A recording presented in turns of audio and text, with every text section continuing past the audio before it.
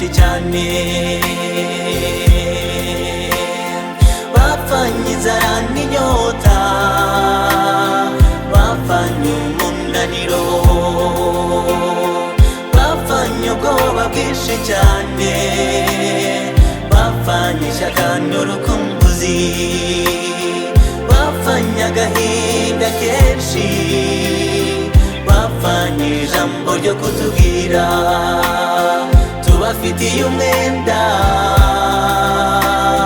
wo kubabera aho mutabaye, tubafitiye umwenda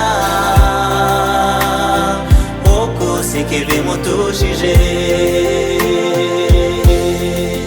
Fasha uyu mwanya ngo nihanganishe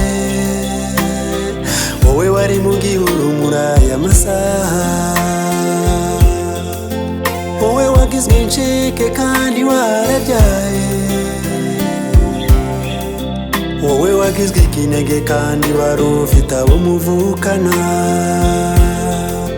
wowe wabuze uwo mwashakanye kandi nta ruhare ubifitemo.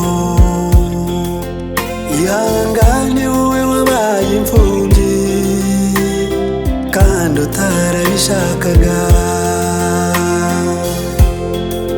ihangane wowe utahamagaye papa cyangwa ngo uhamagare mama wawe, kandi wari waravutse nk'abandi. Ihangane wowe wagizweho ingaruka na jenoside yakorewe abatutsi, abacu tubafitiye umwenda, bapfanye agahinda kenshi cyane, bapfanye inzara n'inyota, bapfanye umunaniro, bapfanye ubwoba bwinshi cyane, bapfanye ishyaka n'urukumbuzi, bapfanye agahinda kenshi, bapfanye ijambo ryo kutubwira tubafitiye umwenda wo kubabera aho mutabaye, tubafitiye umwenda wo guseka ibi mutushije.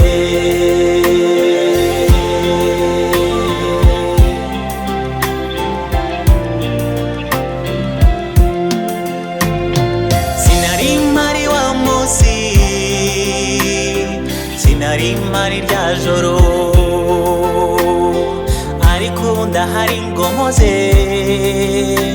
amarira y'ababuze ababo muri jenoside yakorewe abatutsi, aho mutabaye tuzahababera. Haranira kwibuka wiyubaka, jenoside izagaruka. Abacu tubafitiye umwenda, bapfanye agahinda kenshi cyane, bapfanye inzara n'inyota, bapfanye umunaniro,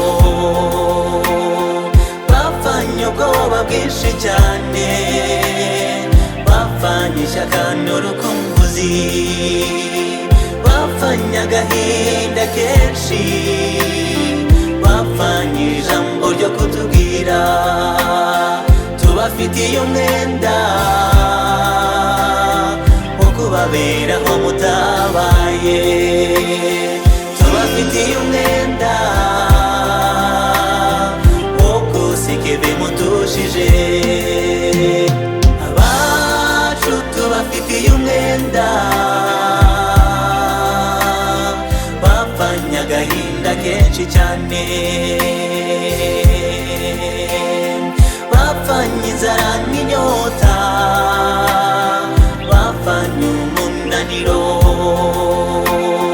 bapfanye ubwoba bwinshi cyane, bapfanye ishyaka n'urukumbuzi, bapfanye agahinda kenshi, bapfanye ijambo ryo kutubwira tubafitiye umwenda wo kubabera aho mutabaye, tubafitiye umwenda wo gusiga ibi mutushije.